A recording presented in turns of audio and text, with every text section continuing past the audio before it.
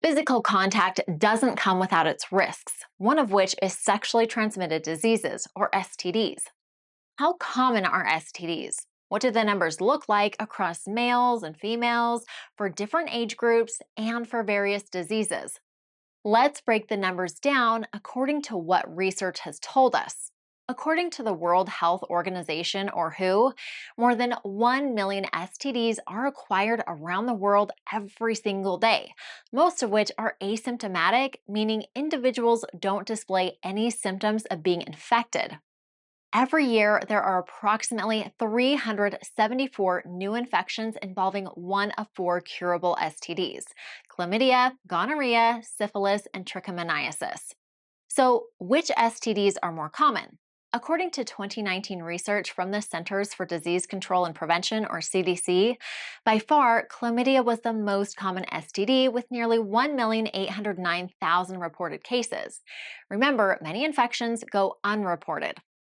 Gonorrhea came next with more than 616,000 reported infections, and syphilis was third with nearly 130,000 reported cases. Now, how common are STDs for different groups of people? Not everyone is at an equal risk. Certain groups of people are more likely to become infected with an STD. Newborns, women, and gay or bisexual men are more likely to suffer from syphilis. Women and gay or bisexual men are more likely to contract gonorrhea, and women are more likely to become infected with chlamydia. Based on self-reporting, women are more likely to acquire chlamydia, while men are more likely to acquire gonorrhea and syphilis. So, for what ages are STDs most common?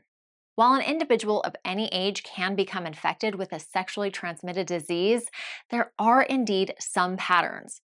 For instance, in 2018, there were 26 million new cases of infections, and about half of them occurred in individuals between the ages of 15 and 24. This is likely due to two reasons. Biologically, young women are more prone to STDs, and many young people don't undergo the recommended testing.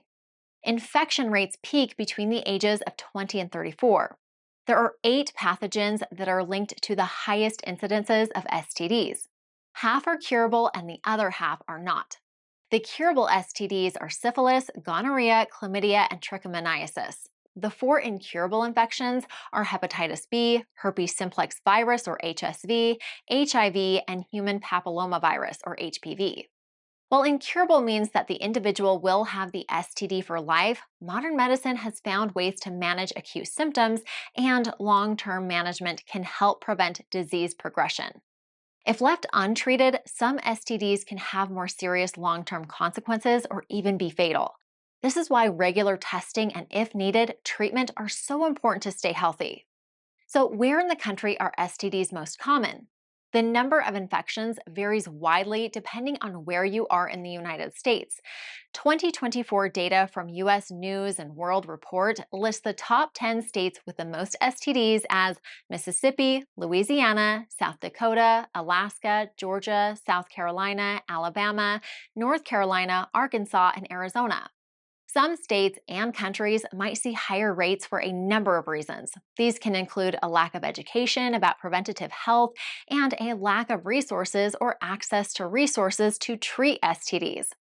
For instance, the California Healthy Youth Act aims to provide young people with the skills they need to protect their sexual and reproductive health. They encourage an understanding of sexuality as part of human development.